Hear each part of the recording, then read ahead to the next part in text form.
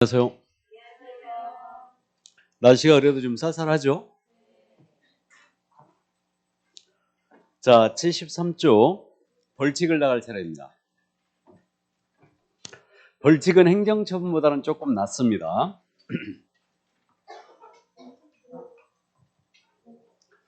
자, 이 행정벌 총설에 대한 내용인데 73쪽에 있는 그 그림이에요. 그 표인데 먼저 행정벌이라는 것은 행정형벌과 행정질서벌로 구분됩니다. 행정형벌은 징역벌금을 말하고요. 이거는 형사 절차에서 법원에서 합니다. 그래서 우리는 행정형벌의 종류는 3-3, 1-1이 있는 거예요. 다음에 행정질서벌은 과태료를 얘기합니다. 그러니까 주차 위반 과태료 이렇듯이 과태료를 질서벌이라고 불러요. 그래서 이게 공통 단어가 행정벌 이렇게 돼 있기 때문에 이게 두 개를 묶어서 행정벌이라고 불러요. 뭐 형벌은 징역벌금이고 질서벌은 과태료다. 우리는 질서벌이 500만 원 이하와 100만 원 이하 과태료가 있습니다. 두 가지만 있다. 그래서 우리 법상 토탈 제재가 다 나왔거든요. 지금까지 행정처분을 공부했어요. 그러니까 행정처분의 종류는 5가지가 있었습니다. 등록 취소 업무 정지, 이건 개공에 대한 행정처분이죠. 다음에 자격 취소는 공인중개사에 대한 행정처분이고 자격 정지는 소공사만 맞을 수 있어요. 다음에 이제 지령 취소는 거래정보 사업자에 대한 내용이다. 그래서 이게 전체 우리 법 제재에 관한 사항인데 큰 줄기는 행정처분과 행정벌로 나누고요. 벌은 다시 형벌과 질서벌로 나눠져요. 이게 지금은 요걸 잘 안 내는데 병과에 대한 부분을 가끔 물어보거든요. 그럼 병과라는 게 뭐냐면 한 건의 위반 행위를 했을 때 동시에 나갈 수 있느냐, 이 문제가 바로 병과예요. 그러니까 병과는 꽤 어려운 내용인데 요 그림을 기억하고 있으면 쉽게 해결됩니다. 그래서 제일제일 큰 줄기가 이렇게 나눠져요. 행정처분과 행정벌로 나눠지는 거죠. 그래서 라인이 서로 틀리잖아요. 그럼 한 건의 위반 행위로 이론적으로 같이 나갈 수 있어요. 그래서 행정처분 나가면서 행정형벌 나갈 수 있다는 얘기죠. 그다음에 행정처분 나가면서 행정질서벌 나갈 수도 있어요. 근데 우리 과목에서는, 우리 법에서는요, 행정처분 나가면서 행정질서벌 나가는 거 딱 하나밖에 없어요. 지령 취소하면서요 500만 원 이하 과태료 때리는 거 있거든요. 그게 뭐냐면 운영규정 기억나세요? 우리 거래정보 사업자가 운영규정 제정 승인을 안 받았거나 위반 운영했잖아요. 그럼 지령 취소 맞으면서 500만 원 이하 과태료예요. 이게 유일해요. 근데 이론적으로는 같은 행정관청인데 행정처분 나가면서 행정질서벌 나갈 수도 있다. 경고할 수 있어요. 이게. 근데 라인이 같은 거예요. 그러면 형벌 때리면서 질서벌 때리는 경우가 있다 없다? 없어요. 같은 벌이기 때문에 이건 이중제재 금지 원칙 위반돼. 그러니까 행정형벌 나가면서 행정질서벌 부과하는 경우 없습니다. 그럼 구체적으로 징역 때리면서 과태료 때리는 경우가 있다 없다? 없다. 벌금 때리면서 과태료 때리는 경우도 없다. 그럼 한 건의 위반 행위로 징역 때리면서 벌금 때리는 경우가 있을 것 같아 없을 것 같아요? 없어요. 또는 그랬잖아. 또는 3년 이하의 징역 또는 3천만 원의 벌금 그랬으니까 한 건의 위반 행위로는 징역과 벌금은 동시에 나갈 수 없다. 그래서 이 정도만 이해해 주시고 마지막 출제가 병과가 25회 때였거든요. 25회 때 지문 하나를 딱 물어봤는데 뭐라고 물어봤냐면 공인중개사법령상, 공인중개사법상 자격정지 사유에는 행정형벌이 부과되는 경우가 있다. 이렇게 냈어요. 자격정지 사유에는 행정형벌이 부과되는 경우가 있다. 맞는 것 같아, 틀린 것 같아? 아무 생각이 없다. 자, 행정처분과 행정형벌은 동시에 나갈 수 있다고 그랬죠. 그러면 자격정지 사유에 행정형벌이 병과되는 경우가 있지요. 첫 번째, 자격정지 첫 번째가 이중소속이에요. 이장님 집에 불났다 화거라 거금 줄게 이거였죠. 이장불 화거 거금인데 이중소속. 소공이 이중소속하면 자격정지 받으면서 1년짜리 지역사유예요. 있습니다. 그러니까 참고하시고 그게 마지막이었어요. 그러니까 어쨌든 참고해 주시고 우리는 이제 각각의 사유를 기억합니다. 3년짜리, 1년짜리, 500짜리, 100짜리 요걸 이제 기억을 하는데 자 보겠습니다. 행정처분보다는 훨씬 쉬워요. 이거는 자 그럼 3년 이하의 적도는 3천만 원의 벌금 사유로 넘어갑니다. 많기도 해요. 3년짜리가 12가지죠. 12가지인데 이거는 금지행에 거의 다 들어가 있죠. 말씀드렸듯이 3년 이하의 지역도는 3천만 원의 벌금 이미 다 알고 계세요. 무등록 중개업자 3년이라는 거 알죠?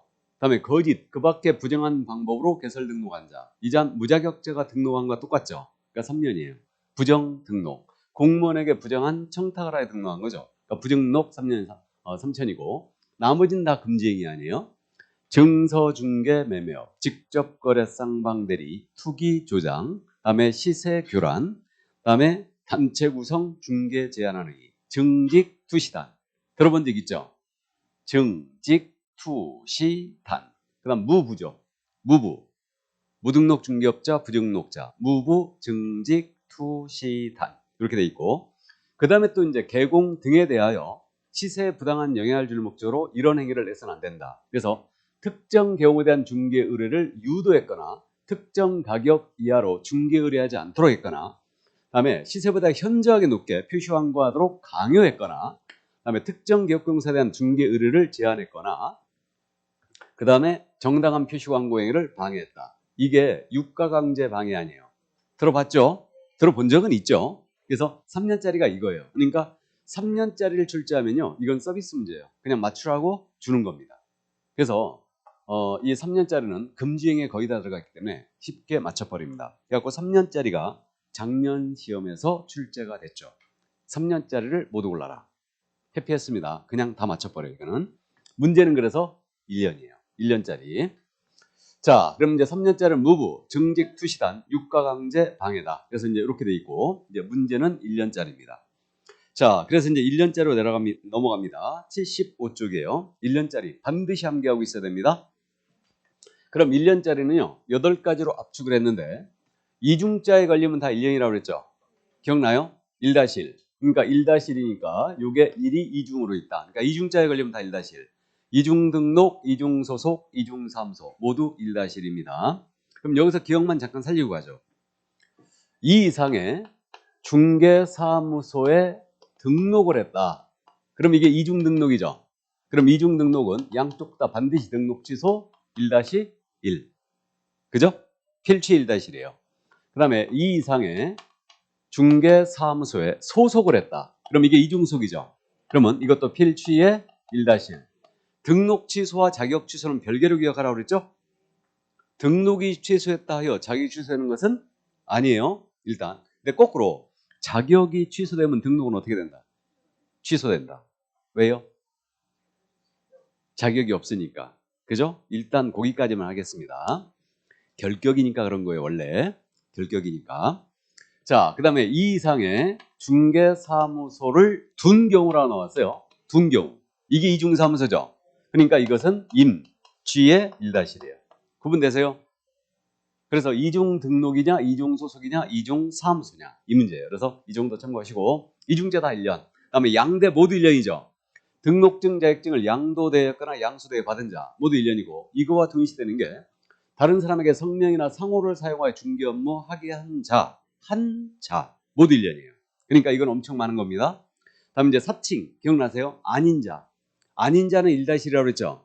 그럼 공인인증사가 아닌 자가 공인인증사 유사명칭을 사용했다. 자격 사칭.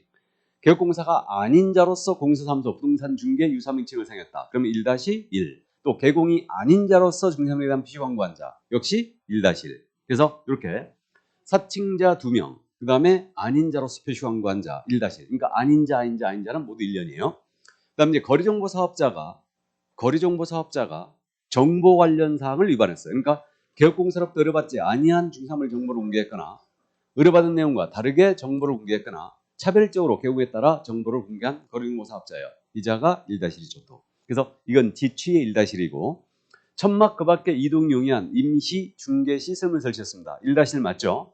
자, 그 다음에 업무상 비밀 누설죄 기억나세요? 이건 반의사 불벌죄였어요. 피해자의 명시한 의사에 반하여 처벌할 수 없다. 그럼 피해자가 가만히 있으면 처벌된다 안 된다? 처벌된다. 근데 명시적으로 처벌하지 말아라 했으면 처벌 못한다. 다음에 금지행위 중에 1년짜리 매, 무, 수, 거. 매가 뭐예요? 매매요. 무, 무등업자의 거래. 수, 보수, 초과. 거, 거짓되는 행. 암기표에서 거자는요. 거짓 아니면 거래계약서예요. 둘 중에 하나입니다. 그래서 일단 그렇게 된다. 자, 그래서 매무수거 1-1이고 증직 투시단 유가강제 방해는 3-3이고 그래서 이 정도. 그래서 이제 8가지가 이게 암기사항이 그럼 밑에 써 있어요. 이양 사칭, 표정 시비금지, 그래서 1년 동안 이양사칭하는 거 안 돼요. 이양사칭하는 거 안 되고 표정 시비 거는 것도 금지예요. 그래서 이렇게 이제 기억합니다. 그래서 이양사칭, 표정 시비 금지 이렇게 이제 기억을 합니다. 쉽게 기억할 거예요. 이게. 자, 그래서 1년짜리 반드시 암기를 꼭 해주셔야 되고 이건 이양사칭, 표정 시비 금지로 암기해 주세요. 자, 그럼 이제 형벌에 대해서는 양벌 규정의 적용이 있다고 그랬어요. 그래서 이제 넘어갑니다. 형벌에 대해서는 양벌 규정이 있는데 양쪽을 다 처벌하겠다 이 뜻이라고 했어요. 그래서 우리가 이미 공부하고 넘어왔는데 개공이 고용한 소공입니다. 중개보조원이에요. 법인의 임원사원이에요. 이들이 중개 업무를 수행하다가 이것도 업무 관련성이 있어야 됩니다. 업무를 수행하다가 징역벌금에 처하는 위반행했다. 그럼 이들은 징역벌금 처벌하고 이들을 고용한 개공도 처벌해요. 개공은 그 위반행위 규정된 뭘로 처벌한다? 벌금형으로 처벌한다. 위반행위 규정된 벌금형을 과한다. 이게 양벌 규정이죠. 다만 해당 업무에 관하여 우리 개업공사가 상당한 주의와 감독을 게을리하지 아니한 때는 그러하지 아니하다. 이거예요. 그래서 예를 들면 우리 소공이 중개 업무 수행하다가 거짓된 언행으로 의뢰인의 판단을 그치겠다. 그러면 거짓된 언행은 이거는 1-1이죠. 그래서 1-1로 이자는 처벌하죠. 근데 이때 개공은 1,000만 원 이하의 벌금이라는 얘기죠. 얘기고 다만 선고형이 같을 수도 있고 다를 수도 있다고 그랬죠. 선고형이 꼭 같은 것은 아니다. 그러니까 예를 들어서 400만 원 선고됐다면 개공이 꼭 400만 원 선고를 받아야 되는 것은 아니다. 덜 받을 수도 있고 안 받을 수 있다고 그랬죠. 그러면 소공이나 보조원의 업무상의로 개공은 징역형은 절대 받을 수 없다. 벌금형만 가능해요. 그리고 이렇게 400만 원 서로 양벌 규정으로 받았다 하더라도 이는 결격 사유에 해당한다 안 한다? 해당하지 않는다. 근데 소공은 결격이 아니에요. 소공은 결격이죠. 직접 행위자니까 300 이상 받았으므로. 그래서 이제 여기까지 이해해 두시고. 그래서 이게 양벌 규정이다. 그럼 양벌 규정은 소공이나 보조원이 징역벌금 위반에 했을 때 개공을 벌금 때리겠다는 얘기니까 행정질서벌, 과태료나 행정처벌에는 양벌 규정이라는 게 적용되지 않아요. 그러니까 양벌이란 말은 형벌에만 적용이 있어요. 양벌이니까. 그죠? 그래서 이제 그 정도만 이해만 해 두시고요. 자, 그러면 여기까지 다 했고요. 이제 행정